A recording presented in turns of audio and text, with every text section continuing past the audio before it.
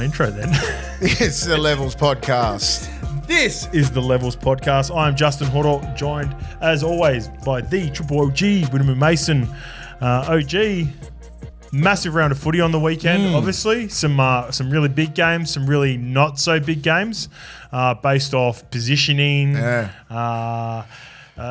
that look like Just get the fucking thing done. The season had gone a couple of games too long for them. But I thought still very entertaining weekend and plenty to cover. Before we get into the show today, Lukey asked me if I'd seen the chase down from you in 2006 on Sean Berrigan, which Sammy Thaiday apparently had commented on. So you sent it to me. This is me. This is watching it live. You obviously don't need to watch it. Yeah. Sammy's just bringing back fucking awful memories. Here he is.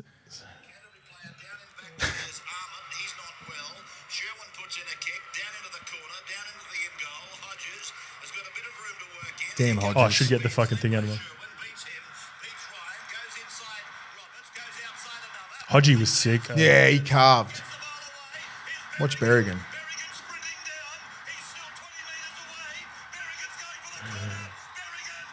Oh, you don't get there? No. I thought you get No, there. he doesn't get there. Oh, I thought that's the point of it. And I think Sammy, he loves the show, big fan of the show too. But I think someone asked him a question, and he said something like, it was in the comments, right? And I think it was like, he goes, Big Willie stuttered for 1 second, but if he didn't, he stops the try. What a game this was. Kids, keep moving in attack and defence and you'll come up with the big plays. Big slammers get but like you can watch the thing because I thought Matty Utai was going to get him and I paused for a fucking half a second. Half a step because I reckon if I kept sprinting, you got him. I'm getting him. You got him. I thought Matty had a really good angle on him and I'm like, that's a good chase. And that's a good lesson to everyone. Don't fucking stop, right? It was just that little hezzy and he got me and rest is history. Barrow killed it. He had a great final series. I think Sammy was just a young buck, man. He came into I think it was maybe his second year. How old would you have been? I was 25. So you were 2000. He would have been about 2004 debutant, Sammy. Yeah. So 2 or 3 years into the league? Yeah, I think so. And like he, this is when he really hit the scene, 2006. He ended up making the Australian team at the end of that. Yep. I remember he was only a young buck. He didn't play many. I think he played 1 or 2 tests.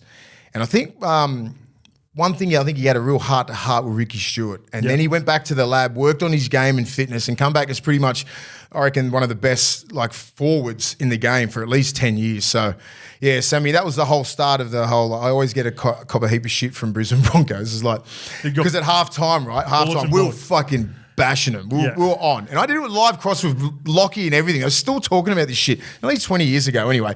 So we're walking up. And this full on happened, right? It happened. I'm not going to deny it. So we're walking up. It was 20 to fucking 6. We're up. 18. I don't know. We're pumping them.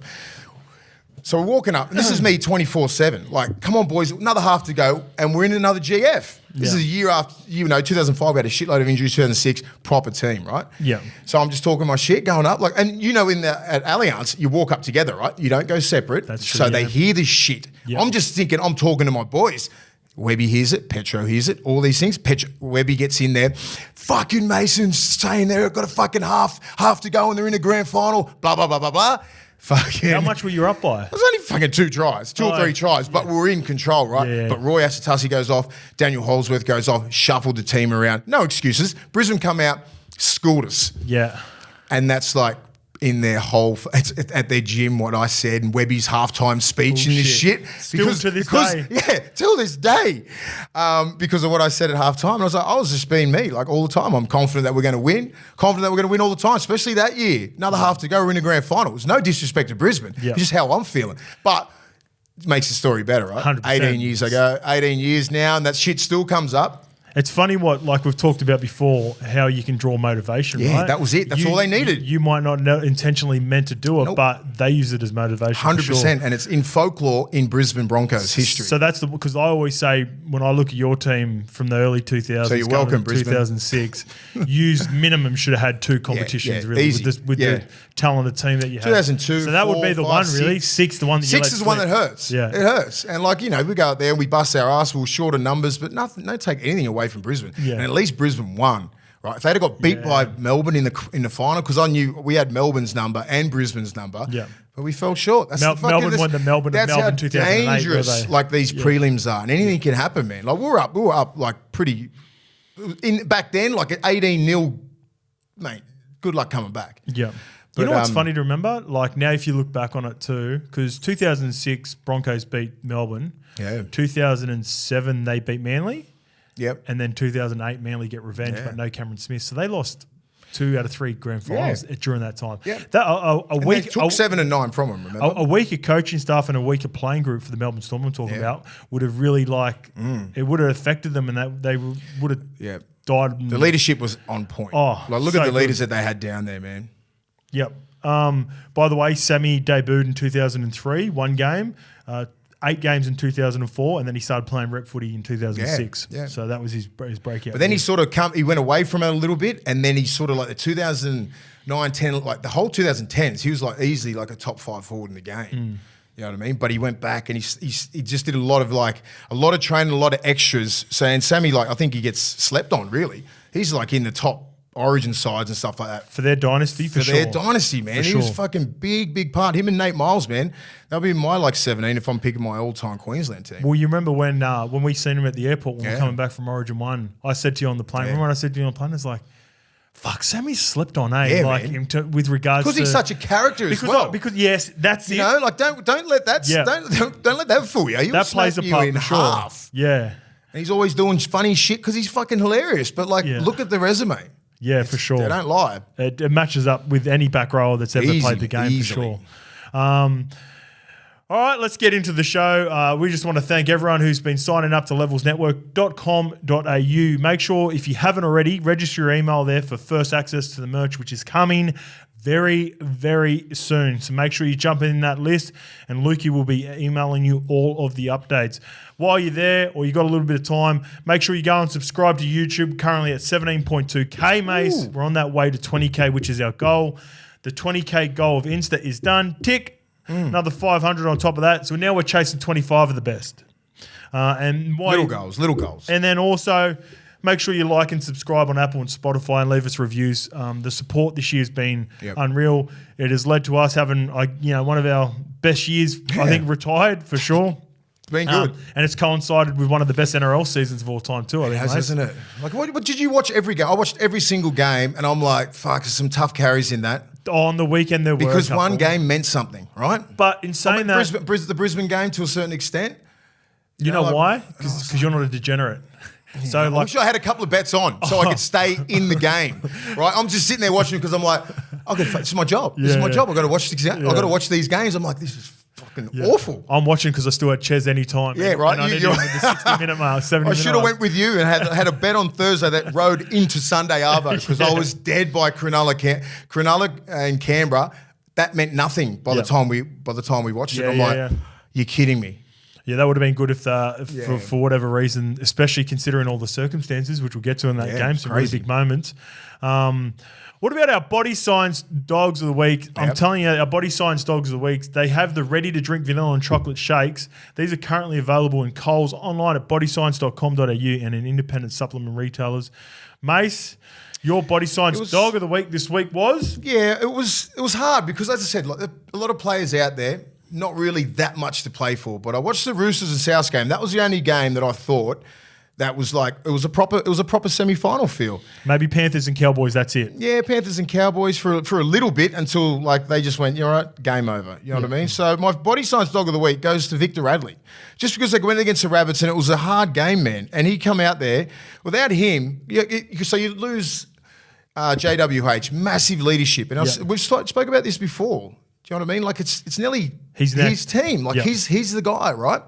He's not going to run out first, but his stats were 80 minutes, right? 80 minutes in the middle is ridiculous. 12 hit-ups, 130 metres gained. This guy doesn't take kickoffs and that.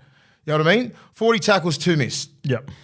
So that's very, very efficient. And for them to make that step into even winning this next prelim, he's got to be on. And I think he's been all right for the last 6 weeks. He copped that little bit. We spoke about it before. He copped a little bit in the middle of the field, in the middle of the season. They put him on an edge, out of confidence. They never really bagged his game. So everyone's like, what the fuck's up with Victor Radley? Not this time. The last 6 to 8 weeks, I reckon he's been their best. Coincides with them winning and going on a run, right? Him and Lindsay Collins Him together. and Lindsay, it's their pack, man. Yep. They can go on a run. These two need to be fucking proper dogs every single game. Yep. They've got to carry these young kids. There's two Butcher brothers that have a crack, but they're not the biggest boys. Victor Radley, you got true. Lindsay Collins. And they're still young. They're young, man. They need these two guys to have pretty much MOMs every single game for them to go in that next level and to have a crack because they've got the back line. Yeah, and look at their They playing. can shoot. This week they're playing the Sharks. So you're going to need they can have a Toby go. Rudolph, Braden Hamlin-Welly, Fanukins, McInnes's of the world. Graham. You're going to need you need some dogs to take them Physical. on. You got to be physical because they've got really young kids. Like as I said, Egan and Nat Butcher. They're not the biggest bodies on the edge. Yep. They work their asses off. You know, Lindsay Collins ain't small. He's fucking my height, 6'5", 115. Yeah, he needs we said to. him at the races, He lined needs up nicely. Yeah, next man. year. I'm just like that's a big dude. Yeah. I want to see those Queensland performances in that Roosters jersey. That's what they need to see because, you know, J Dub's out. He's their dude. Yep. All right, my body science dog of the week, Mace. You're getting a good one next year. Stephen Crichton, aka Critter. Yeah. 1 try assist, 18 carries for 230 metres and 13 tackle breaks. He also had 8 tackles, only 8 because no one ran at him because when they did, he jammed him. He had a really good shot on my son, Petahiku. Yeah, you got Did you see him clean up Pet? He's been and great 0 misses. defensively. Defensively, I reckon that he's picked up that, like, he's one of the best defensive centres in the game. I agree. Like, he's Just reading behind the Joey plays, Manu? he's moving with the ball. I think he's got Joey Manu this year. I agree. This year. Yep. I reckon On he's form like, this year. Yep. And just his size and like even like just the tap backs, his soft little touch. He was involved in about 3 or 4 tries. Yep. So that essentially that's his second one, right? Because that tap back, they don't score. Cogger gets the last pass, but it's Stephen Crichton's try. Some hang time, man. You Yeah. can sit on the back of your shoulders jump. easily. It's like a bit like Izzy. He's got that sort of hang time. Get there, he can make a play at the ball. He can. Where most of us they just jump up and just hit it back. He's up there looking who's back and everything like that. It's like fuck, that's a talent, man. Yeah, we are getting a special one. Yeah, I think was it the week before when he played the Titans, or maybe the week before that? Same thing. Gets up. You're right. He gets up in the air that high and time. that quickly and that much time that he gets to like sort of figure out and see. He must have real good peripheral vision, man. Because the way he also not only gets up for those tap bats, you've got to be able to see where where all the black jerseys are, but also like his nice soft hands on the run on the back of those sweeps, setting hands, up man. Toto. But now. Equally as important, he's gone over to the left, and Taruva hasn't really scored that much over the past couple of months with Isaac Tungwell being out and Peachy being on that left edge. But when Critter went over there, bang, he ended up finding Taruva score. I think he ended up scoring 2 in the end, maybe Taruva, or at least 1. So he's on fire, man. He's class. Everything, like regardless Taruva of his Critter? like the Critter. Like, I watched that game. I'm like, if the Cowboys wanted to be in that, right? And he They just, did. Yeah, they physically come there and they're started like, that we're game. coming at you. And they've just gone, no.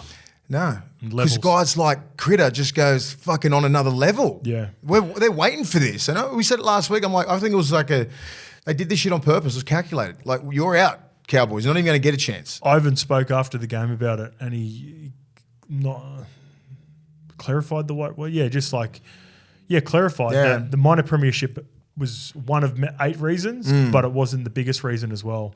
The biggest reason was not going into the finals, I gather. He didn't allude to it, but he goes, we'll keep that to ourselves. And another reason is they were embarrassed by the Parramatta Eels. Yeah. You know, and they're a proud football team. They're a strong culture. Yeah. And they don't allow those standards, and they don't want those standards for 2 weeks in a row. So, I love it as well. And they got some I think I was thinking about it as I was watching the game too.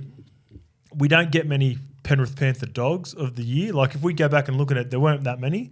It's because their expectations of them, because everyone's pretty equal, man, and they work really well with each other. Liam Martin's a dog. He's a dog. He was fucking close to it. Like, because only reason why I gave it to Vic, I don't just pick just because you had a great performance. It's what moment it is. Yeah. You know, I think the Roosters and South, it was like that was everyone in, all cards in. Yeah. This one, you know what I mean? I see Liam Martin. He's the one he's smacking people, man. Yeah. He completely closes. He halves the field. Yeah. Because when he starts hitting like that, people start having a look. You want to get near Cleary? He's fucking coming at your ribs. Yeah. All right, couple of YouTube questions. This is just on the back of the JWH suspension last week. So we were obviously confused with the 7 weeks. JWH got 4 weeks for the hit on Appy, but he also got the additional 3 for a headbutt. So I think he might have got an additional 2 and then fought because he fought it. Yeah. He got an extra week. I get it. Was that a headbutt or was it just did he just lean in? Thank you. That's from 40 and a couple others. It was enough. It was just stupid, right? It ignited a fight. Now. Yes. That's what they look at. And it's like, don't do it. And Stefano's coming in for his halfback that's been laid out by you. Like, I would have been disappointed if he didn't. Yeah. Yeah, they got a lot of respect for Jade now, but like, if you do some stuff like that, they got to come at him. Yep. The next one is from Faith Simanu. Love the potty boys. Question: what do you think about a bye round before the finals, like the AFL do? Also, 1 verse 8, 2 verse 7. That's the when did they stop? That's the McIntyre system. That's what we used to play. Yeah. When did they change 1 verse 4? Not sure. I reckon 5 years ago. No, I should. Lukey, check that out. Lukey, can you check that, please? You go first with that one, man. I'm a little bit. What did AFL do? They got a bye round before. Yes. So you have a week off, right? Yep. So what they're alluding to is if you have a bye week, then you wouldn't see all the players being rested this week. Like you're not missing out on star players. I like it. I don't mind it because I want to say I'd prefer it before the Lukey's got it. 2012 was the first time the new system come in. 5 years ago. And only just missed it. You actually played in the new system. I fucking played in the system 12, 13, 14, and 15. Wow. What was I going to say? With regards to I would prefer to see it not the last round, but I have a week off before grand final like the NFL. I like that. I like that idea. The week off in the grand final, so you see everybody and the build up. They can do it like the Super Bowl and everything like that. Specifically with the concussion rule being 11 days. So the last thing you'd want is someone who cops a knock. Obviously, you want to make sure first and foremost that his head's all right and concussion protocol and that, but you don't want him to miss a game. No, if it's just 11 just because days if it's just a little late hit. And what if they get it wrong with the category 1 too, right? Yeah. What if they in a preliminary final they say he's the doctor category who's 1, not there gets it wrong?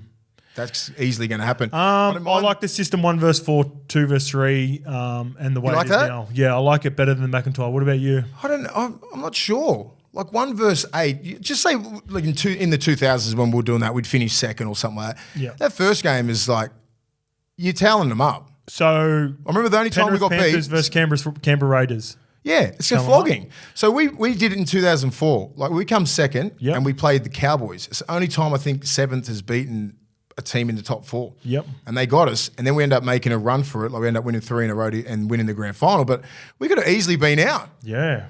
Do you know what I mean? Like, and I think in 2001 we finished second again, and we got beat by St George and beat again. So we didn't get a second chance, right? You were playing some good teams back in those days, eh? Yeah. Like the Cowboys, Broncos teams were good, man. They were good. Melbourne was good. Roosters were fucking unreal. Melbourne. It was a competitive time. Penrith. There was a good 6 that could win. Yeah. So like even North Queensland on their day can get you. Yeah. Like Canberra was sitting around about the eighth spot. Like Manly were just coming up around about then. Yep. So they were building. So everyone was sort of building or built. Okay. Let me run through the scenario for you. Penrith versus Raiders. Yeah, Penrith. Easily, obviously. Easily nice, right now. Broncos versus the Roosters. Easy. They'd clean them out. Third would play Storm, would play Sharks. So, like, you think the Storm, right? Yep. You're thinking that game. And then you leave the Warriors. So, but in saying that, the Melbourne Storm and the Warriors would all get home finals. I like the home finals, and I like the reward that first and second, third and fourth get because it's consistency. Yeah. It's hard to stay on top. Yep. It's hard to win the minor premiership or be in the top 4, so they're getting rewarded. You didn't get rewarded with the McIntyre system. Yep. You could go bang, bang, and out. Well, you could, and I've fucking been on the end of that, so that's why I'm probably going. Yeah, fuck that. Yeah, okay. Because you need to get saved by one. I agree. Because you don't get rewarded for it. You can just go bang, bang, and anything can happen in the semi-final. So at least they have some sort of like safety there. Yep. All right, last one. Oh, and that was from Faith Simanu. Did I say that? Yeah, I did. The next one and the last one is from Crystal Larson. Hiya, how's it scope? And the great Willie Mason. So love your articulated. I can't even articulate it. Yeah, let us know about the fasting. So and the fasting. So you're broth. detailed to nutrition. Yeah, is obviously you're in good shape. Why? When did you start doing fasting, and why is it important? And then what do you have sort of after it once you've fasted for 72 hours? Well, the fasting's hard, right? You got to start from just like 1 meal a day, right? That's how I started. Like I try to get you onto it. You still do it. Like You still do it? Like Yeah, sometimes? yeah. Like just one meal a day? I don't do 72. I'll just do 72 only like once every like 2 months. I'll just have like a for big break proper in cleanse. between. Either I'll skip dinner or I'll skip brekkie. One of the two. But when you get to 72 hours, it's like 3.5, 4 days. It's crazy, right? And your body goes into autophagy, which is, you only do it for like the mental clarity. The autophagy, which is, like, I know all the real smart motherfuckers will probably get me on this, but it's like when you're just say I've got like a sore knee or something like that, then your body will like heal itself, right? It gives a chance to heal itself instead of like you just eating all the time and you're like constantly just working, your guts working, your liver's working, trying to process all this shit out. Yep. Gives time for your own body to heal itself. So that happens in about 30 hours. So you've got to get past a full day, right? Yep. And all these other things, man, like for your brain and for clarity and stuff like that. That's why I'm doing it, for the health reasons. Not because I'm not fucking hungry. Is the first day the hardest? First day's the hardest. And then like obviously there's a heap on YouTube. You can educate yourself. I educated myself on it and I'm like, fuck, this could really like help me as I get older. Yep. You know what I mean? You worry about like CT. You don't think I don't fucking worry about that shit. You know what I mean? Like with the amount of hits to the head and all that kind of stuff, you worry about that. And this is supposed to prolong all that stuff, cancer, all that stuff that you want to be better at. You know what I mean? You're trying to fucking be better, like as a human and everything like that with health. Or you should always be, obviously don't take everything with a grain of salt. Yeah. Make sure you do your research, but also Do your research. trying to figure out how you can be better, right? Don't go in there and just like not eat for 72 hours either. Like just fucking build up to it, 24, Yeah. like Intermittent. But I'm just trying to grow as a fasting for a person, bit. as a human, and like health is probably like one of the main priorities in my life at the moment. So that's why I do it. And bone broth when you come off it, because you haven't been eating obviously for 72 hours. So bone broth and slowly just like start eating vegetables and then some meat. Awesome. Great advice. Mace, we are going to go over the season is not finished. Well, we can confirm, we can say who our grand final winners For how are. fucking smart we are, apparently, we are fucking awful at predicting anything. We went and had a look at the odds for our friends, our partners, the Tab, at the start of the year. And just like some of our bets on the LPC this year. Wow. Not great. So me and you both picked Cowboys at $11. Super disappointing. We'll go through when we go through reviewing the games. We're also going to give a pass or fail mark to the teams that haven't made the finals. I think some you could even say are a pass, but a majority will be a fail. And why? As for the wooden spoon, we both had the Dragons. They finished second last at $4.50. The favourites at the time were the Dolphins, though. So the Tigers, they would have been valued at about $7. Top try scorer, Tommy Turbo, out, $19. No good. You had Murray Taulagi, no good. Top point scorer, Val Holmes and Adam Reynolds. I think they were all right. No good, no. No, but like they were top 5, right? Let me get it up. I don't think they were like that off. It's just because I had it up there old mate before. from the Dolphins was just killing everything. Yeah, Sarko had the fucking year. Sarko had fucking his best year ever. Where is it? So he's the first one in 30 years as a top try scorer and point scorer. Yep. Big Mal was the last one. Yep. It's fucking mad. Where are we? And Dally M's, that's not to be done yet, but Tommy Turbo's not going to get it, and Luke Keary is probably not going to get it as well. Nowhere near it. We're the worst. Yeah. So let's just get into the footy. Don't worry about the predicting. Yeah. All right, mate, kicking it off, the Broncos versus the Storm. The Storm won this game 32-22. I thought it was a very entertaining game. Oh, you've moved it again. Yeah, sorry. Yeah. Let me... I thought it was a very entertaining game despite a heap of stars missing Mace. Yeah, I liked it. The young kid, right? Farlongo lived up to the hype. 2 tries, 10 carries for 108 metres and 8 tackle breaks. He come in, played fullback. Pappy moved to the 6 jersey and Tyron Wishart moved to 9 to give Garlic a spell. He looks a player. Yeah. Who does he remind you of? I've got Anthony Milford back in 2012. Yes. Yeah. We didn't even speak about that shit. That's what I reckon. It's just like I said, that's Milf in 2012 because I played against Milf when he was in Canberra. Yeah. And I was like, when I first got back from France, I'm like, who the fuck is this little bulked up Matty Bowen? You know what I mean? Like I was like, that's who I compared him to. I'm like, with a mad skill set, he was quick, he was everywhere. You know what I mean? I'm like, you can tell he's got holy nice hands. shit, got beautiful hands, like he can step, both feet. And that's what this kid reminded me of. I'm like, this is 2012 MILF. That's 2012 and 13 MILF. That's why we do this shit together, because we're on the same page. I thought he was outstanding. It was good to see Pappy back in good form as well and playing 80 minutes. In the clear that time. Just to be in the clear, him, like, having that little ball to far long go and him flicking it back to him, like the young kid coming through, like that's awesome for him. Of course, and the embrace that they had, you can see that they're really close. I think that when I seen that try, it again just reminded me it's another reason why Melbourne is so great. Yeah. Like when you most positional groups and most playing groups are really tight anyway.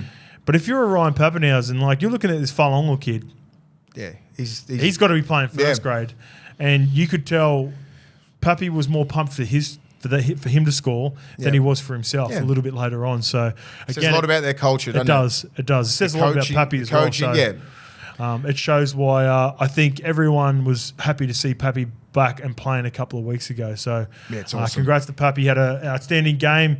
The Storm, it was almost like I think the Storm were better served for this game because it just reminded me when I was watching it of like, when they used to miss heaps of players during Origin. Yeah. And they still somehow found a way. I didn't even think of that. And I just thought Brisbane. I just thought Brisbane will get them because it's up there and these young bucks are coming in there and they're just trying to, I don't know.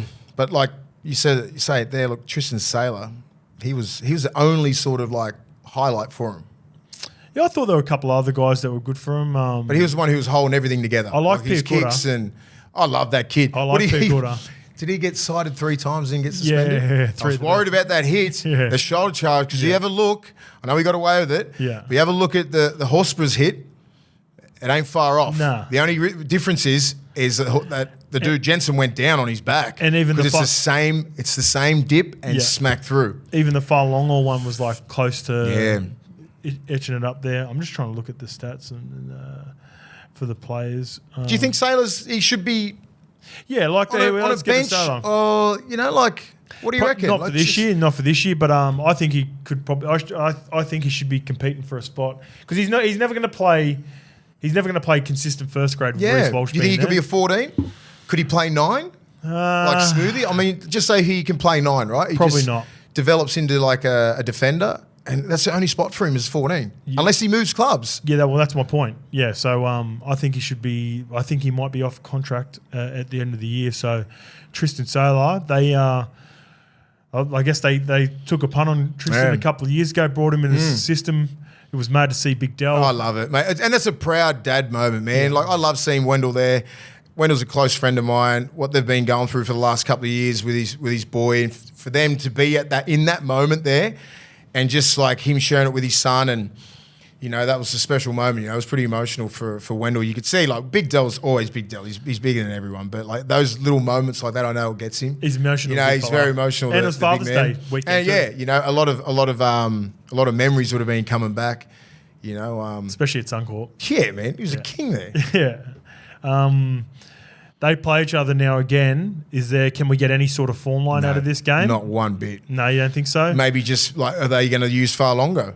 Does he get in this? Does he stay in the 17? Can he come off the bench? Like, or do you just can't?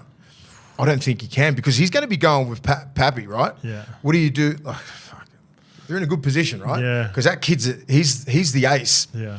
Up the sleeve, man. I will say it was first grade he was playing, but realistically, there was at least half a dozen, maybe up to 10 reserve graders in both teams. It's like a last trial, right? Yeah, that's a good comparison. Last trial, you got some first graders that want to play and a lot of reserve graders. So, but that's still like at the end of the day, with all the hype, doesn't matter. With all the hype, that's what you got to. That's what you got to look at. It's the hype, right? Can you live up to the hype? Can you play on the big scene? Yep.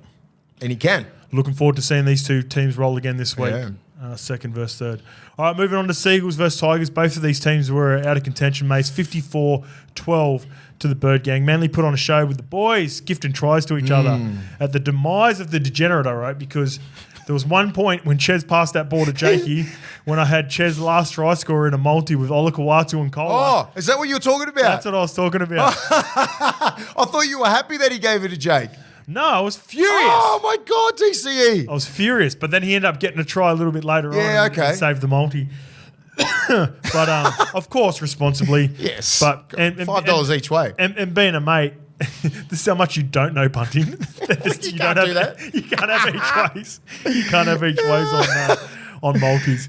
But, yeah, the boys were taking the piss in the end. Sabi gave one to That's bad, man. Baby Gordy. What do you think of that? I fucking hate that. If I was the Tigers, like do what you want, Manly. You can do what you want. You can give tries to anyone you want. Stop it. Yes. Stop that. Do you know what I mean? Like, no one from the Tigers has said anything. Like, just as an ex-player, I'm not. But is that memory bank? Yeah, that's memory bank, next man. year? Yeah, hard. Yeah, Benji, it's you got to be able to use that embarrassing, next man. year. That was embarrassing. Just waiting for a kid. Is it what's the young kid off the bench? Gordon, I'm going to butcher his name now. Yeah, I don't want to butcher his name. I need to look at like, it. Chan, Tom, you gotta, Kun. Yeah, like you got to earn you got to earn your tries, right? That's a way off. And you're just giving them away. And that to me is just like really disrespectful. But in saying that, Tigers have ample opportunity to stop all that shit.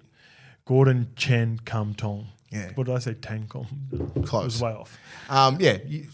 So that's just me as an ex-player. I hate it, but stop it. Yep. Please stop it. I'm with you. They couldn't stop Tolu Kola. He was so close to my body science dog of the weekend. You know what? When you brought up a good point, I looked at the two games that meant the most: Rabbitohs versus Roosters and Panthers versus Cowboys, and he almost got him because of what he did last week as well. Like it wasn't a fluke. He didn't just hammer the Tigers. I know the Tigers and Bulldogs are both out of contention, but both games.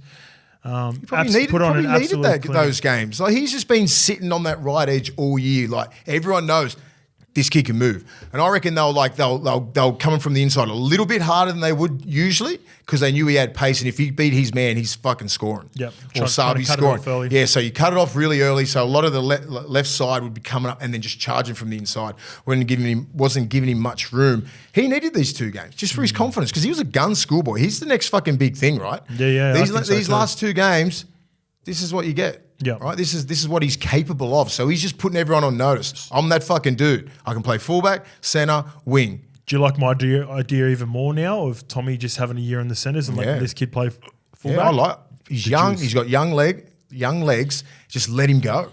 2 tries, 1 try assist, 17 for 300, 16 tackle breaks. Geez, that's got to be up there with some sort of. It's a stat. That is a stat line. 3 line breaks, 2 line break assists.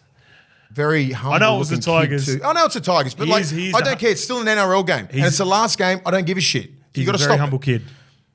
I like him. I just don't like. I think he's not a waste, but like I want to see him at fullback. I reckon Garrick's a gun winger. He's a decent fullback, but I reckon this kid might be your fullback. I reckon you can play.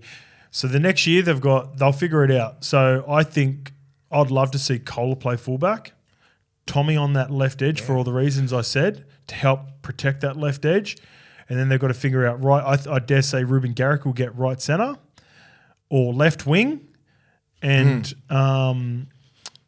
Sabi will get right winger, and then it's up to Jackson Paulo and Tommy Talau to figure what's out. the redhead doing in the centres? Brad Parker's unsigned at the moment, and they've good, man. They've re-signed. Yeah, he's solid for sure. Good defensive centre. Yeah. But then if you play Tommy at left centre, he could be just, But they might sign him real late, and they're probably just going. Turbo's going to play fullback. He's on 1.3 mil. We're going to play him there. Probably. This is us just going. I think that would be better. I think that would be better for Manly moving forward. Yep. All right. Even if it's 12 games, you put Tommy in at centres. Yep. And just let him get through games mentally. Get through. Yep. You're finishing. You're making your tackles. You're doing this. Catch. This, you got all the skills. Left centre gets fucking prime ball. Yep. After Origin, back to fullback. Yeah. See how Tom feels instead of you just going off whatever you want. Yep. They don't do that. This is us being fucking ex-players going, this would help your club way more. As just say if you're a supporter, you're part of the club, they're like, fuck no, he's the best fullback in the world. What about maybe even trying to convince Tommy to do it though too? Maybe Tommy, that might be a hard conversation. Depends on the player. 100%. Has there ever been a time, I'll throw this to you, you started off in the edge back row and then you moved towards the forwards into the middle. Were you ever reluctant at any point to move into the middle? Did you prefer to play out on the edge? Because I could attack on the edge and attack in the middle. It wasn't really that much of a move, right? So when you the game was different back then. Like the numbers didn't really give a shit. Yeah, you know what I mean? Like just say a back row would only go out wide when you got into attack mode, into their red zone. You go spot up a half. Yeah, go spot up a half. Everything else was just you could play both sides of the ruck. If you're 11, 12, just say me and Sonny were in the back row, Sonny and I, or Bobcat. If we saw like their right 3, who like a young kid or anything like that, we'd be going in and out. Both of you on both sides, inside, outside. Yes. Like that's the way to play. Like, and then someone else would just hold the right edge just for numbers. You know, Bobcat would be over there, or like Roy and Sonny would be on, and then like I would hold the right edge just for numbers, and like we just worked together like that. Ogre and Roy and Pricey and that just hold the middle, and I would have been like the modern day sort of lock, right? Yeah. Because the back row was like Tony Grimaldi was lock, and he defended at right four. And did he? Yeah, or in the middle, and we'd swap around. That's why, like positional wise, it doesn't really faze me because like for Australian teams in New South Wales, I'd defend left four or right four or in the middle. Didn't worry me. Yeah, you're so versatile. So like but that's the way that we were coached. Your pack was. So you should be able to play wherever we put you. Yeah. Right. Like if we wanted to put Roy at right four, I expect Roy to go there. Sonny Bill, Rennie, you can just play left four, right four, middle. You've got to be able to play for it. Defend multiple positions. And I think all the middles back then did that because there wasn't really like until the Hoffmans and stuff like that come along and he just stuck on that left edge. Do you think Melbourne? Right? Melbourne, because everyone copied and fucking copied. It's a copycat league. Melbourne was the gun side. Hoffman was running those lines. And like so people started putting a left edge back row all the time, then a right edge back row. Yeah, they had Hoffman on the left and Kevy Proctor on the right. Yeah, and it was well balanced. And the middle would be like a Dallas Johnson or someone like that. Yeah. Or Hinchcliffe. Yeah, like a worker, right? Yeah. Then because they had guys, then back in the day, it was like, remember Scotty Hill and Sean Timmins? They're the modern day ball playing locks. Yeah. But that was but every team had Travis Norton. Yeah, but every team was like, all right, I want a lock like just say like a Scotty Hill, or do I want a Dallas Johnson or a Tony Grimaldi, like a real worker that was just that connect guy, like Victor Radley, like Cam Murray. So those guys, that's what most teams, they try and get a Cam Murray, but you mightn't have that. You just might have a real hard-nosed like dude who's not big enough for front row, but is a fucking banger at lock, can tip on, move the middles a little bit out wide if you're just cramping up. You know what I mean? Like get them moving. That's all you got to do. Take pressure off the seven. A bit like Jakey. Yes, Jakey's a prime. Yeah. Yeah. He's not massive to be front row, but you put him at lock, he's just making 60 tackles a game. He's probably getting about 20 touches. Good ball player. Connect to the seven and then go. Yep. Yeah. Speaking of Jakey, shout out to Jakey, 200 the best, and got a meaty as well to celebrate it. I've seen some of the lead up to it. Do you reckon he was looking for it, eh? Yeah, he was. Well, He's DC. When I seen Ches crossing, because me and my mate were on it together. We were sitting at his place and we'd had a multi on together while we were eating a bit of Chinese. Grouse too, by the way. Pork with plum sauce. Grouse. And once Ches had gone through, because Sabi actually had a good opportunity to put him away early in the game. What was Sabi thinking? And Sabi, you know what he was doing? Did you see when he veered in? Just take him on. If he was trying to draw him past, they said it on the comments. He was like, he just ran straight into him and then just like took. That was weird. I was cursing these fucking bird gang. Respectfully, of course. Oh shit! But yeah, I thought he had a couple occasions to score, and then once he finally crossed, because I said like he's gonna. Ches always scores tries. He pushes up through the middle, so they make a break. You know that nice shape that they're running early on the halfway line, and then they'd make a break. You put Sabi away, and then you'll find Ches up the middle. And it played out exactly how I anticipated it a couple of times. Sabi fucked it. Yeah. If he just ran straight, found a way not to get it to him. How good's Olakuatu? Bro, how wasn't he not in that just go back to the New South Wales selection. Like, how the fuck is he not in that top 21 players in New South Wales? Yep. That's when it just stinks. You know what I mean? It's disgusting. All right, let's get into the two teams. What we're going to do is we're going to review just very quickly, and then we'll do a proper review at the end of the year. Pass or fail, in your opinion, 12th place with 11 wins, 1 draw, and finished from 24 games. It's a hard one. This is a hard one because it's like, is it a fail because Tommy's out? You know what I mean? Like, is it a pass because Tommy's out and they still went all right? I reckon they'll be thinking it's a fail because they've left a lot of games on the, the points there to grab, and they're just gone. Yeah, fuck, they just backed off a little bit. It was, and that was pretty much straight after when Tommy got injured. They weren't that good for sure, and it took a while for him to. And the reason you're fighting with it, and I'm going to say, and this might sound a bit biased, I'm going to say this is a pass for a couple of reasons. One, because of the Tommy injury, they've got to sort that out. If he plays, I believe they make not only the top 8, but they push for the top 4 with the form and the emergence of some of the players they got there. And two, and the biggest one, was there was so much pressure around Siebes and taken over from Desi. Yeah. And although Manly didn't make the 8, 11 wins, they're a couple of points off making the final 8. It wasn't super disappointing. It's almost like they didn't decline, but they didn't improve. But it's a year with Siebes and figuring out Siebes' system. I just think just after the Tommy thing, I'm like, why fuck around when you got Garrick and you got Kohler? They were saying this like they should have been fullback, and they kept persisting with that little fella. Yeah. Weeks, is it? Yep, weeks. No, that wasn't it for about 3 weeks. Yep, they should have put Garrick Put Garrick straight there and just found a centre. Or if Kohler was that talented and you knew he could play. Kohler was injured at the time. Like you should have went with Garrick straight away. You left him in the centres, and that's when they really fucked their season up. Yeah. Fail. Do you think they've got something to be excited about next year, Manly? They need some good middles, man. They need guys just being in there week in, week out. They miss Paseka and all that. He's fucking big, bro. Sipley's been good for him. Sipley was good, but he'd be great off the bench, right? If he plays whatever he was playing in the last 5 games and has that sort of energy off the bench next year, because he looks like a starter. Yep. He's going to be putting pressure on the Keppies and Pasekas and that next year. That's what you want. I'd prefer Sipley to start over. Yeah. So there's Nella. Who else do they play there? Who else got injured? Matt Lodge. So I'd start Lodgy next year if he gets back and he's fit with Sipley, and I'd bring Paseka off the bench. But you know what's good? They're going to be going toe to toe pre-season, trying to get that starting job. That's what it is. Iron sharpens iron. Like Lodgy, they'll be going at it because and everything else is built. Yeah. Like they got a fucking good back row. They got a good back line. Like they can. Back row. That's why I said that's why it's a fail. Regardless, even if they did lose Tommy and a few other injuries, they still. I still think they should have still made the 8. And of course, a lot of players, that's a fail to the coaching staff. That's a fail to the players. Because I reckon they'll be looking at now, going, we could have made a run. This one seems pretty obvious. Tigers season review: pass or fail. 17th with 4 wins from 24 games. Yeah, it's a fail. Only just. Do you reckon they got something like next season? I reckon they'll be going. I reckon they'll be the biggest jump from 17th. I reckon they'll make the top 8 next year. Ooh, do you? Yeah, I just think just with the whole clean slate, the coaching, everything like that. Whoever's ideas, like just say if Benji had ideas this year, he couldn't really implement it properly because Tim Sheens is there. Out of respect, probably would have lent back a little bit. Yep. So you really see Benji's imprint on the team. Yeah, I'm excited. Which is just fucking good. I want to see what he's got because they've got talent everywhere, right? Let's see what it is. In the halves, they're going to be getting Caesar Salad and the 2 young kids, Sullivan from the Dragons and Latu Fainu from Manly. Yeah. So should be pretty good competition within the halves to see who can take that because this year, obviously, an injured Luke Brooks, Brandon Wakeham isn't it consistently. Yeah. Dwayhe. Yeah, with him? He's off contract, isn't he? No, he's signed. He's got another year, but he's been injured for the last 3 years now, so you can't really rely on that. So that'll determine how far they jump up the ladder because you're right. I like their forward pack, and I like some of the exciting young backs, in particular the winger.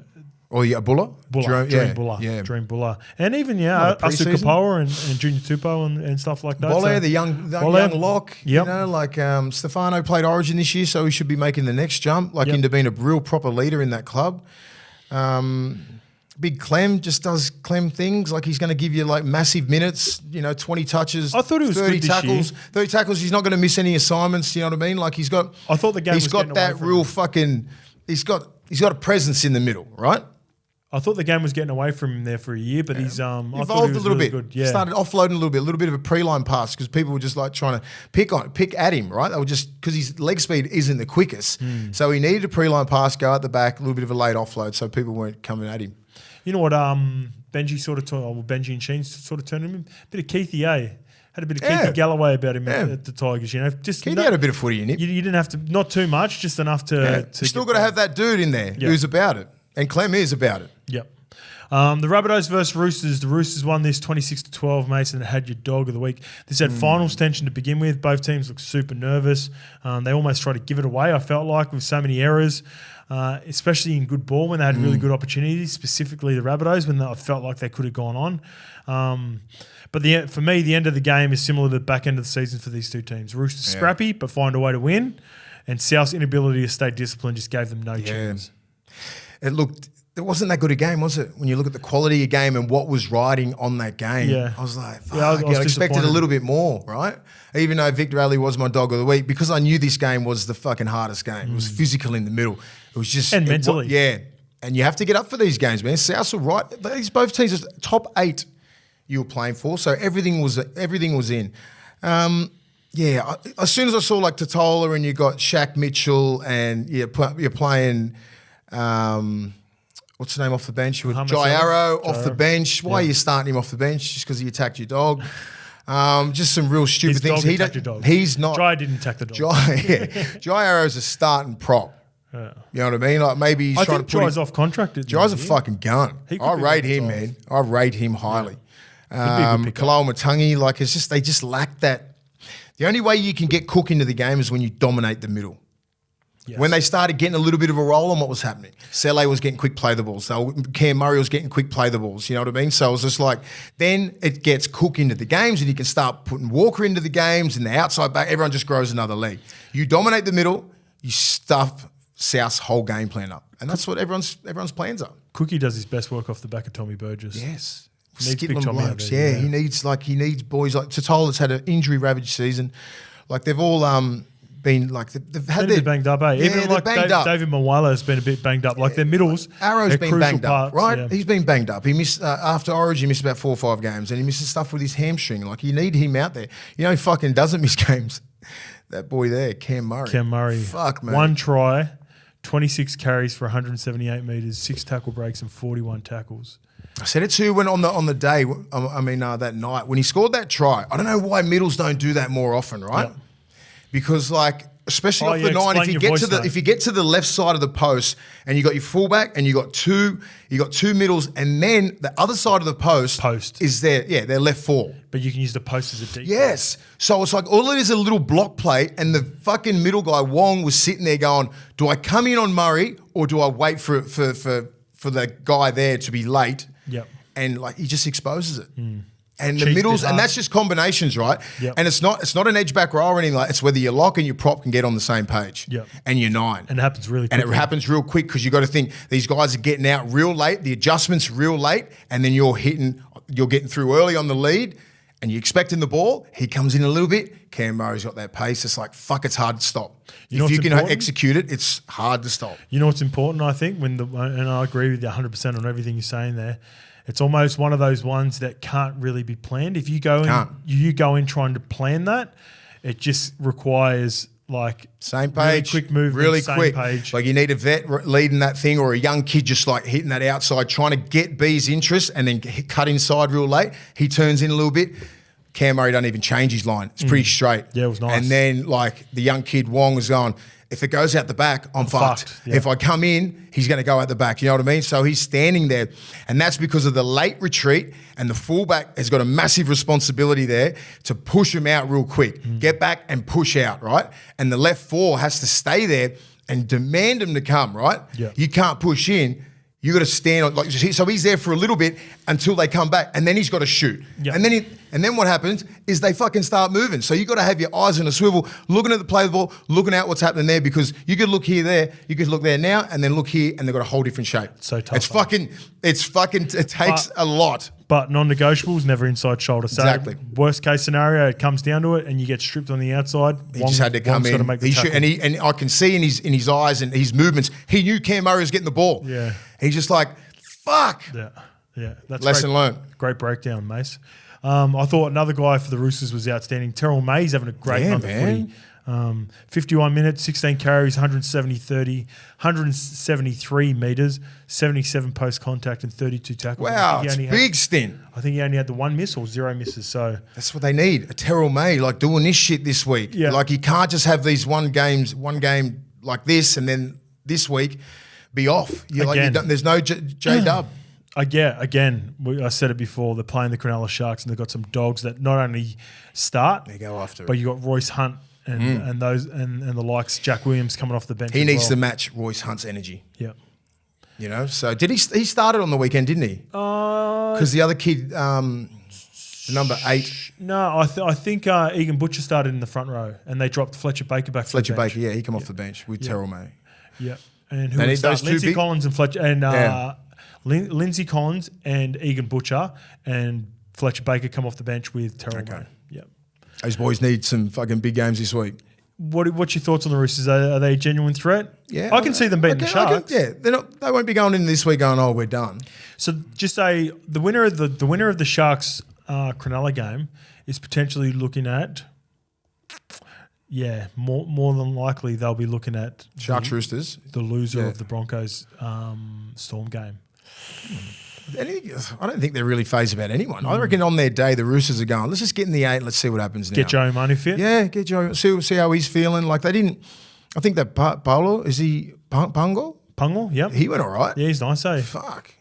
Really nice. He played well. He's been in a Walker few games. played good. I reckon they look dangerous, man. Sam Walker's an X factor for him. He's really simplified his role since he's been back and missing a lot of footy, and I think it's serving him really well.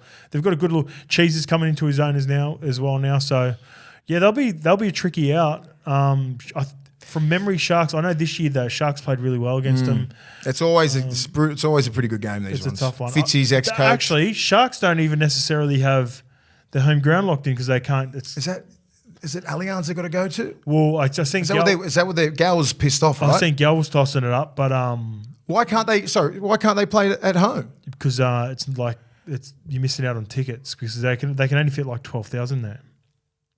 Fuck, what do you do? What would you do? Like if you're the Sharks, will you play that game? Would you want to play at Shark Park? Is it the NRL's move? Is it the NRL's decision? Can you find that out, Lukey? Yeah, it'll be if it is, it'll be if you were Sharks, you take it to a call, right?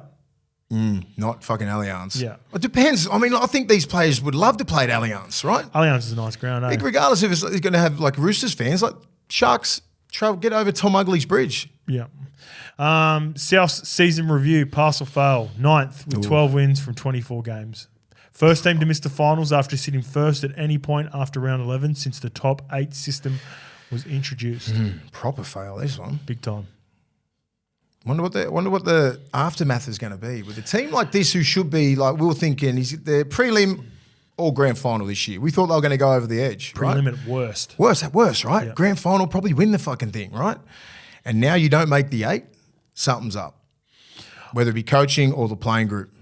I think here we go, Lukey's got some info. Hosting a point at Shark Park. Oh, there you go. It is. It's confirmed. Pushing for it to be at Allianz and Gals come out and smash them saying they should have it at Shark. Okay, so Lukey just said that people were pushing to get it at Allianz so they can get a bigger crowd, but Gal's like, no fucking way, we're playing at PointsBet. Sweet. Yep, that makes sense. And it's got it there in the description too on the NRL side as well. So with South Sydney, Mace, I think they will go one more year. I think if the results aren't great to begin the year, not only I think the coach will be under heavy pressure. Oh, massive. And then even the playing He's group. under pressure now. Like imagine what the board and that's saying right now. Sure. Because you hear all these rumours. Like no one can sit here and say it didn't happen or it did happen, right? But something's up. Yep. You know, that little message that got fucking thrown out to everyone. If there's a fucking 20% chance that is true, that looks like, it looks awful. So, and they don't really have that much money in the cap, do they, to buy? No, well, they got Jack Whiten, and then they'll also, they will be, that message. Maybe they needed a year like this, right? To go, right, we're not that fucking good. Let's go back to the fucking lab, work our asses off in the preseason, get way fitter, way stronger, everything like that, and we'll come back and we'll win the whole thing. We've got Jack Whiten, we've got everything in place, we're not losing anything. This is a player's decision. Yep. So Jet Cartwright's moving on with who was I was trying to think? They said it the other day. Fuck, it's annoying me now. I hate it when that happens. But yeah, you can get away with that, right? It's not a big loss. I think maybe Jai Arrow could be off contract, but yeah, Jack Whiten's going to be big in, and there's chat around whether he puts pressure on Lockie Elias, and then they move Cody Walker to halves. I would persist with Lockie. It'll be his 4th year next year. You'd expect something a little bit different, right? Yeah. They started off good at the start of the year, right? When he was fit and Campbell Graham was fit. And Campbell Graham's been busted since fucking Origin. And so was Kalon Matangi. So it happens like when 2 of your form players go down, like I'm not sure what you try and expect. Like he's a young kid trying to find his way in that team still. 4th year, he's part of their team. Like he's probably the first couple of years, I'm like, oh, he probably didn't feel as, he's one of the boys. Now he is, 4th year. It's time to take another new step though, eh? Yes. All right, moving on. Dolphins 34-10 victors over the Warriors. They clawed their way back at one point, Mace, the Warriors, but the Dolphins, I feel like they deserved this win, the Dolphins. This would have been awful if they got beat. Well, just because they started well, they finished well, and the expectations for them. So let's just go straight to the season review for this one, and then we'll get to some of the other notes got in there. The Warriors, they weren't expected to win this. They rested all their players, right? No, so they're in the top four. With the Dolphins though. I'm just saying with the Warriors, they wouldn't have cared about this game. They're already done. Yeah. So the Dolphins, I think it's a pass. Yeah. A massive pass. Yeah, I'm with you. 9 wins. I didn't have them have more than 5 at the start of the year. So I think they're building something special, some really good recruits. Still need to figure out what to do on the halves, but I thought it was a good season. But when you look at the DNA and the culture of that club, as I said, like in 20, 30 years, they're going to look back on that the first round victory, the comeback game to the Titans. That's going to be their DNA. The grit and all that sort of shit. NRL history, that's stuck. It's NRL history, and they're part of it. And I think that's what Wayne is building. So he's going to get. So for you to be a part of the Dolphins, you've got to have to tick boxes, just like the Storm, right? Are you a Dolphins player? Do you fit the criteria? That sort of stuff, right? Yeah, and I think they can really build a good culture there because of the way that Melbourne's built as well. Who'd they recruit? Jesse and Kenny. Fucking hell, Felice. Like guys, and they're leaders, man. They've been great all year. They get a little bit of help next year. I think they'll be going. We're a top 8 team. You mentioned it before. Shout out to Osako. He's the first player since Big Mel to finish top point scorer and try scorer, going all the way back to 91. So what an achievement considering, and the difference between him and Mel. That Raiders team were grand finalists. They were stacked. That was a fucking gun, Canberra Raiders team. So and that was when Mel was just playing with kids, man. And Mel was a gun. He was a fucking So what an achievement from Osako.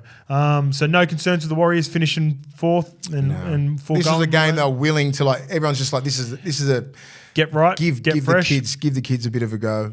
Get fresh. Couple Not of vets. kids. Get some vets out there. I'm just saying, give some young kids out there a bit of a crack. They deserve it. They've been sitting in the wings all year. Give them that. Get through the game. Let's go on to the semi-finals.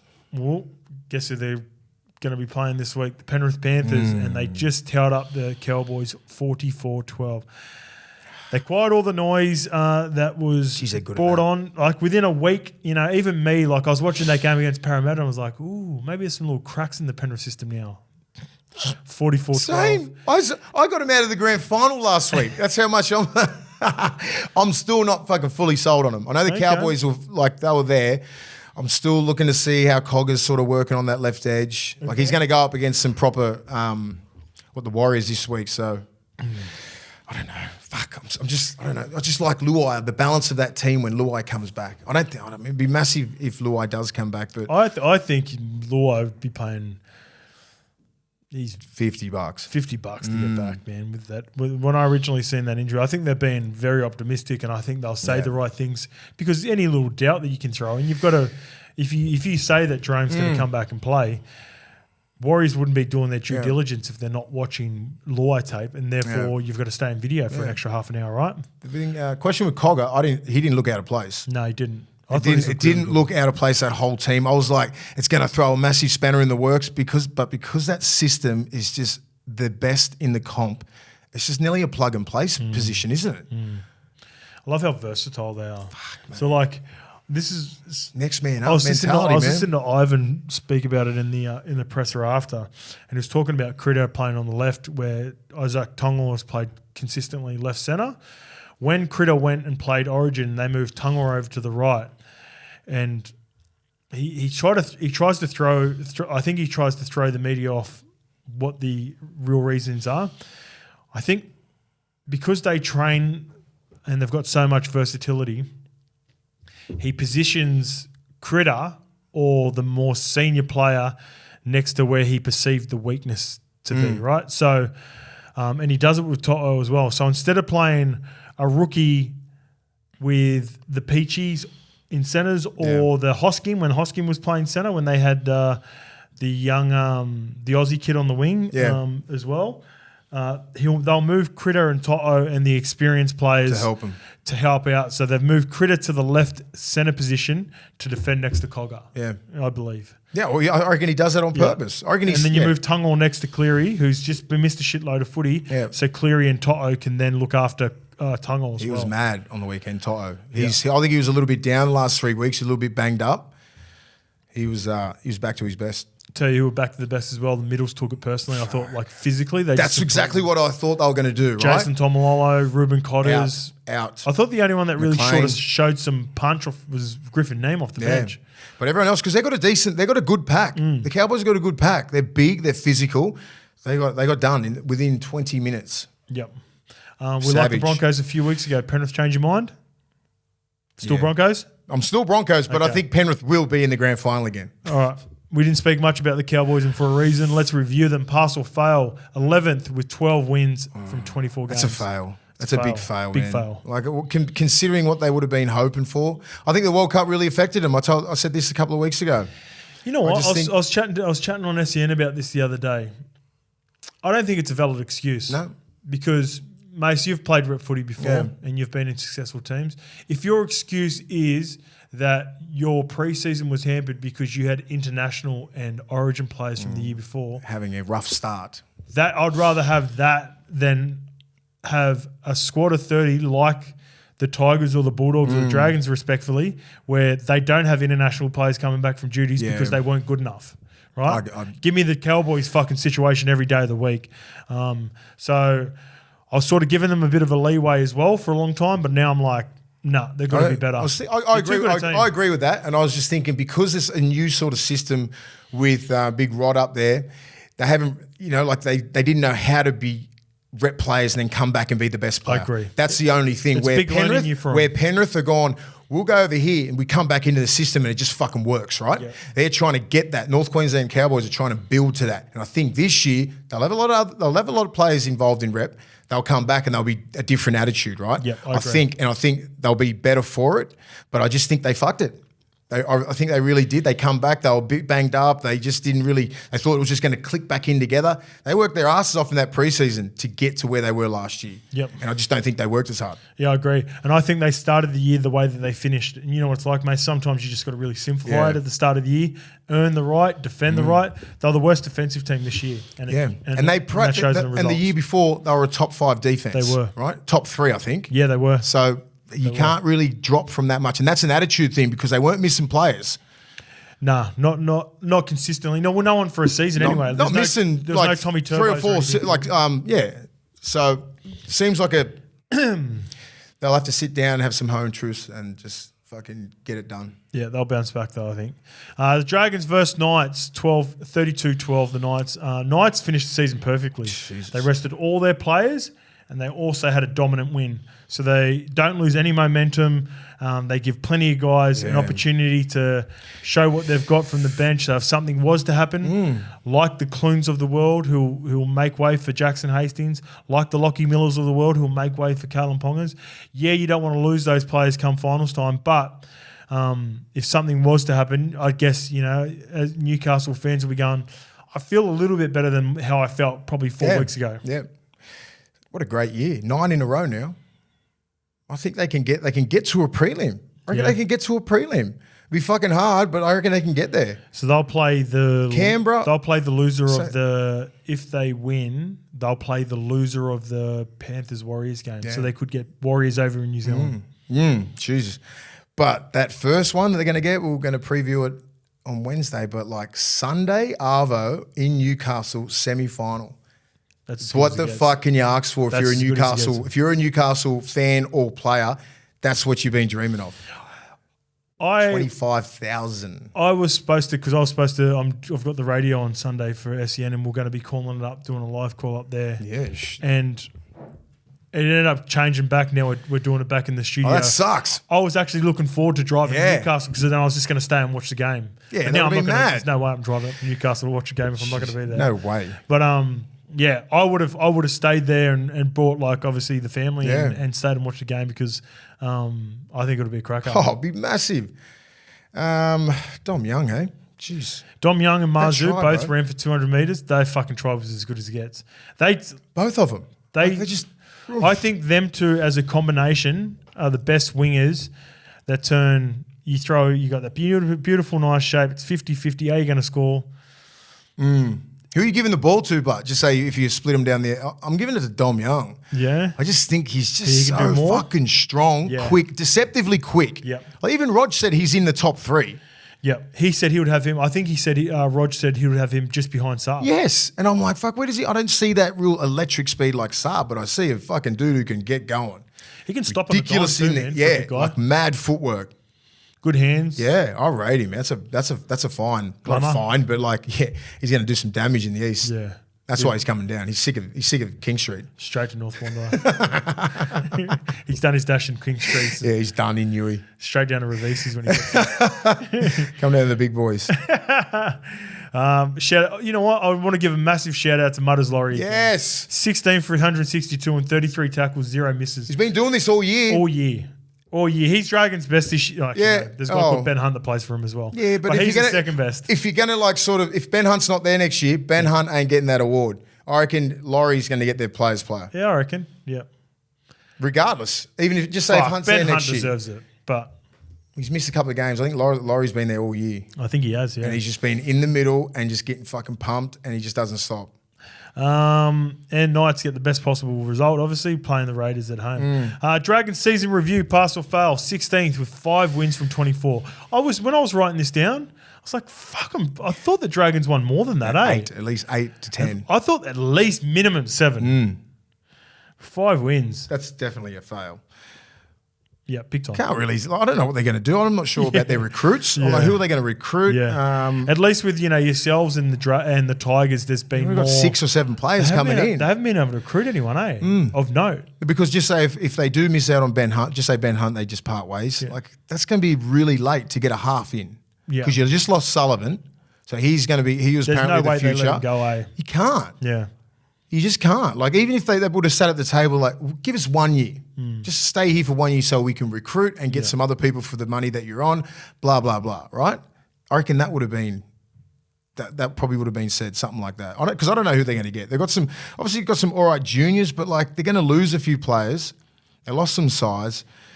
Oh man, I don't know where they're going to go, man. I don't know. Yeah, I had them for the Spoon this year. I'd probably be doubling down on the Spoon next year. Because they're a big side. They're big and physical. Like, I remember watching them play. The Bulldogs played them down there. I was like, fuck, they're big.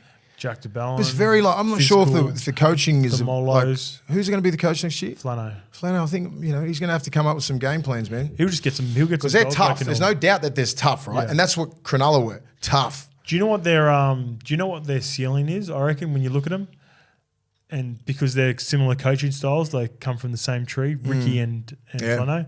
Their ceiling is the Raiders. Yeah. They've got to find a way to just continually stay in Stay in dogfights. games. Like Raiders, they didn't win a game by more than 13 plus this year.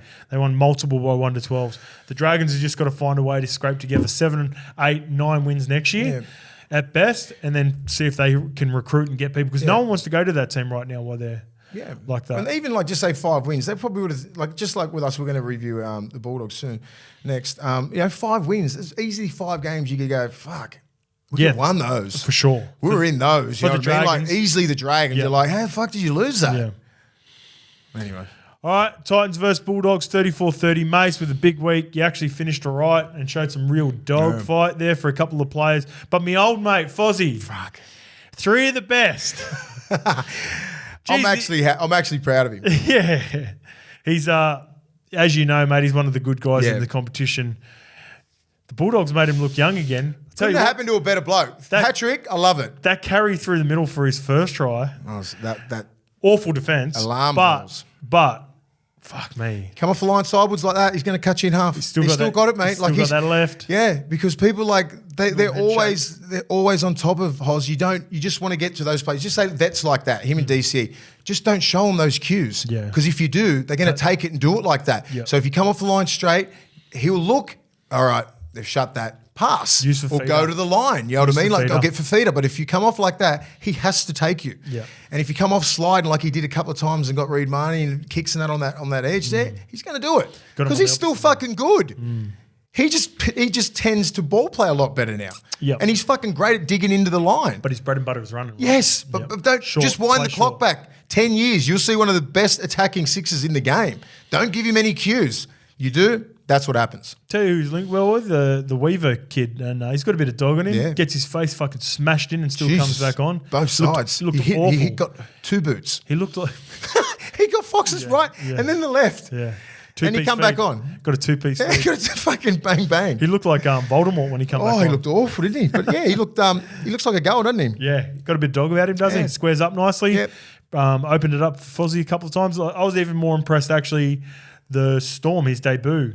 I think it was a Storm, and then he didn't have Fozzie there, and he's playing with Jaden Keys. He gets pumped. Yeah. Because he's a light guy. He'll be the better for a preseason. You know what I like? Because he's not a pretty boy half, too. He's definitely not.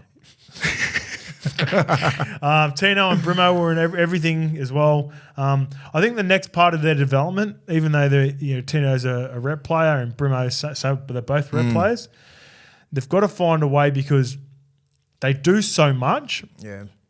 And I think it's a disservice to themselves for sure because they run themselves to a standstill. Yeah. Like, Tino couldn't finish the game last week because he was cramping up. He played 65 minutes straight. It goes hard. The players around him have to find energy to match his intensity, but also they've got to find a way to go pick and choose their times, I think, a little bit better and try to find ways like it might be communication from these two where instead of just being and everything and so erratic like Brimo, they pop up everywhere.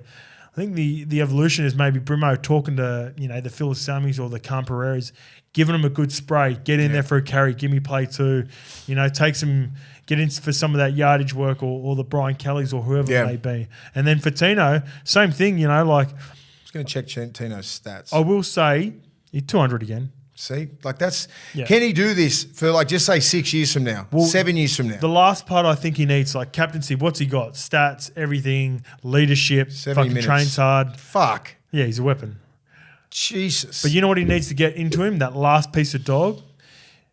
You were in, I guess you'd be you were in a really good pack and you shared the workload, Yes. but you probably had very good vocal leaders to make sure if someone was slipping, fucking get in there, take a carry. Because I don't know if he is like that, but he doesn't strike me as that from an outsider looking in. And when I watch him, I want him to be able to get into Dave had a career best year. You don't really need to get into Dave this year, but whether it's the bench forwards, whether it's Mo, if Mo's having It's a quiet the Jamin Jolloffs and Mo Fodawaker's going to do his thing, but it's the other guys that come off the bench.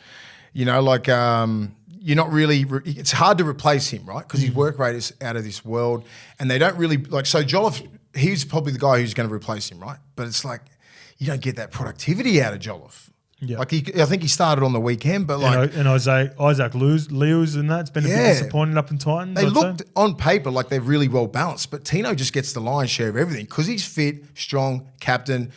Now he's going to be the highest paid player there. He's going to think I'm going to have to do everything, and that's the mentality, right? Well, I don't think the Titans are really going to care. To be honest, we're paying you all this money. We expect that every week. But the example is Jason Tomalolo, right? Where you don't want him to fucking burn out, and that's what I think. Do they care that much? Well, this is my example for it. I think, and Todd Payton copped a lot of criticism a couple of years ago when you looked at that pack, right? You were looking at that pack and go, Jason Tomalolo's got to do everything for this pack to. Now you look at it and go, shit, we're getting mad contributions from fucking Ruben Cotter, from fucking Jordan McLean, like you mentioned before, like Jeremiah Nanai.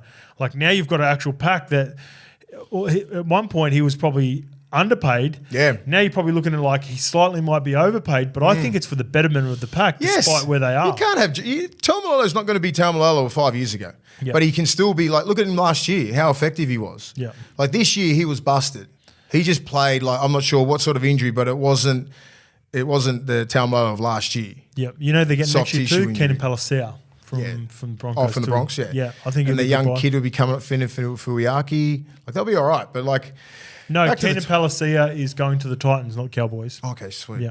So he's a big help. They just need another big body, right, with that skill set.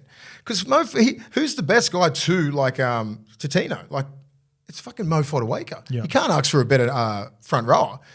Works hard, plays Origin. You know what I mean? Has big minutes. He's not like a guy who blows out in 40 minutes. He can give you 70 of the best. I think maybe Kenan Palacios might be a better starting option. It's the replacement of Tino. Yeah. And if Tino wants to drop back to lock, which would be the best thing, if Palacios and Mo can start, and then you got fucking Tino at lock, that's probably your best balanced pack because they can't have a lock. Who's been playing lock? You don't fucking know. Aaron Clark. Isaac Liu. I think Isaac Liu is probably the best lock for him. Yeah. He just needs to stay on the field. Yeah. Because he's a genuine ball player. So Pass or fail for the Titans, 14th with 9 wins from 24. Massive fail. They've got top 8. They've got a top 8 roster. Yeah, I agree. Like I reckon, when we speak about like the Dragons leaving, Dragons and Seagulls leaving games, they've left at least fucking 8 games. Yeah, the worst one is the fucking worst one ever. Yeah, I'm with you, mate. Moving on to the Bulldogs. This one's pretty obvious as well. Pass or fail, 15th position with 7 wins from 24. Yeah. Fail? Definite fail, yeah. Yeah. I thought it was a rhetorical question. Oh, okay. So moving on for next year, though, with the Bulldogs. New buys coming in, new culture. A really important couple of weeks coming up for the club, right? Yeah. Got the presentation tomorrow. Oh, yeah, good. Be interesting. And then, the individual reviews for the year, and then just fucking have a little bit of a break and then back into training, I suppose, in November. I think they're mandatory 6 weeks that you get. Depends on where you are in the game, but minimum 6 weeks, I think. But a lot of players come back a lot earlier. So it'll be, just get this year out of the way, review it, bury it, and then just get along next year. Yep. That's all. On to the next. Sharks versus Raiders, 24-6. Last game only determined bottom half of the top 8, but still finished in dramatic fashion. 5 games for Sebastian Kris with the spear tackle. It was close until that moment, Mace. What do you think of that? It was, it was a poor tackle. See how easy it can go wrong. Yeah. Just say with the guy who he fucking ducked his head in, right? He didn't go out. He just ducked his head, Yeah. and that gave me such fucking like anxiety because, Alex McKinnon did the same thing. Yeah. And look what happened. I'm like, fucking don't do that. Yeah. Cop the, you'd rather get your arm out. Like, he definitely did it, and it was way worse. And I was just like, oh, shit. Got to be careful, don't you? Got to be careful, man. These guys now, these players are so fucking powerful. They can deadlift all over 200 kilos, man. They're strong as hell. They're powerful. Those moments like that, just bang, it can easily happen. Just got to be careful. 5 weeks sounds about right. You know what? When I was watching this game, and it just felt like it was a slogfest from the back five.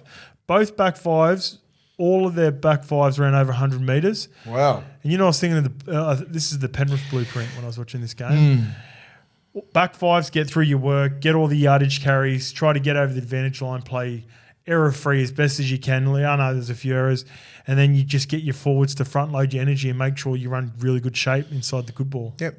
That's pretty much how teams are going to be doing it now, eh? It is. Get involved, tackles 4-5 for your middles. And that's what the middles do. But it's a thing called fatigue. And what happens to that? When you're fatigued, you don't communicate.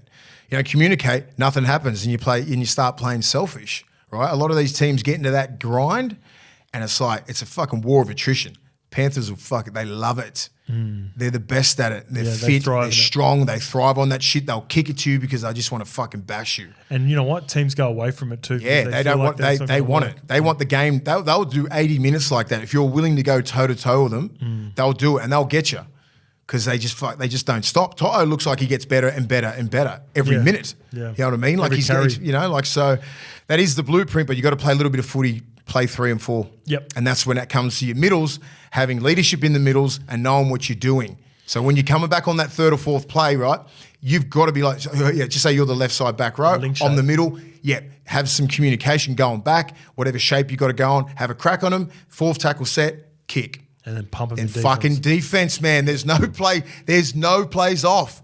If you're not playing the ball on the 4th or 5th tackle, whatever, you might miss that on that first wave, but you're definitely on that next one, right? Yep. And that's all you're going to miss. And then bang, bang, bang, go back. Rinse and repeat. Fucking rinse and repeat. That's all you got to do. And it's like a war of attrition, and it fucks with your head. And so that's what it takes to be you got to be mentally strong. That's what experience does to you. Look at Penrith. They want that shit. They want to take you into deep water and see if you can swim.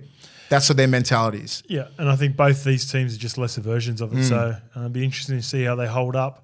I think they're going around again against each other this Same, week. is it? No, Sharks are playing Roosters. Knights are playing Raiders. We talked about that before. Not too much more with that. Raiders, I suppose they're losing players at the worst possible time. So they lose Horsburgh and Josh Papali'i last week. Now they lose Sebastian Kris, who's had a fucking great year. He's had a great year. Just the worst possible time. If they were full deck of cards, this is going to be. You'd be nearly going. Fuck, they could get Newcastle on a Sunday, Arvo. They don't care where they travel. It'd be a great fucking day for footy, right? Dry, everything like that. So Xavier Coates. Xavier Savage. Yeah, Xavier Savage is a... He got busted up. He done his jaw in the trial game against us. And Yeah, then but he was he's just, been playing New South Wales couple of he years. hasn't been injured again. No, he's been in New South Wales couple of years. I reckon he would have played at least 10 games. Their back five have been pretty good all year. Yeah, That's but still- inconsistent. I thought they would have I been. thought he was a real player of the future. Yeah. Well, he was going to be their starting fullback if it wasn't for his broken jaw. There you go. But yeah, Raiders, Sticky's they always lost. good for them once, one a year. Like a little check to someone who might be Yeah. thinking they're fucking killing it, maybe. Yeah, well, and then they come look what back the happens. next season. Look what happens next year. Like Horsburgh, Huddy Young have been through it. They've all been dropped. So you got Sebastian Chris will be the number one next year, right? Yep. Thinking going into this year, he would have been maybe centre, maybe wing. Yeah. Timoko's like, he's that centre. The left centre, like maybe who moves there next year with Croker gone? I would say they might Harley Smith-Shields, maybe. Yeah, okay. Nick Kotrick. He could maybe finish there as well. He could maybe finish there as well, Hopewadi Sebastian moves. Chris, yeah. And then, look, they've got Raps as well playing fullback at the moment. Yeah. He's so versatile. He always seems wherever he starts, he always seems finishing playing fullback at the end of the year. Yeah. But it'll be big effort for them to go up this week. All right, the last team, Parramatta, season review, pass or fail. They had the bye this week, 10th with 12 wins from 24. Yeah, massive fail. Well, the grand final last year, man. I know they had some really, like a pretty shitty start, but like I expected them to fight back, get into the... They would have been dangerous if they made it and they had no injuries to Moses or anything like that and they had a full deck of cards. They were having that momentum and they lost a couple of games there and it really fucked them. For that reason, I'm a pass on Para for this year. I think they're a mad bounce back category. Yeah. This would be the biggest bounce people back. People think we're Para haters. I will call a game how I've seen it because I've seen what was unfolding this year. There are some things they could control and then some things they couldn't control. Some shit that we've spoken about enough times already. Stuff that happened off the field with either suspensions that they can control and make sure that doesn't happen again next year. And then there's also injuries that come into it and players that missed a lot of footy and then suspensions on the field as well. So I think it was a massive learning curve. You got Jermaine Hopgood fucking, he's turned into a premier lock. You got Bryce Cartwright, career best year. Sean Russell I think is going to be a real play for him. Will Penasini got better as the year went on as well. Lane will be back for. They're not going to miss anyone either. No one's going next year, are they? No, they're not. So, like, you're going to have Josh Hodgson's retired. Junior Paulo and RCG back. Like, they needed the back row, what you just said, the Hopgoods and Cartwrights, to have these years so they can carry it on next year. Because Sean Lane, Greg? Yeah. So these guys have their career best, and it's like, okay, well, let's fucking roll into next year. They'll be so keen. It's an attitude that you take into preseason. I think they'll be fucking hungrier than ever. Yep, I'm with you. But it is a fail because they fucking won the grand. They were expecting to be in the grand final this year. For sure. Come on. Yep. It's Parramatta. All right, sweet. Preview coming up, finals coming up. Looking forward to it. MASE, see you in a couple of days. Yeah.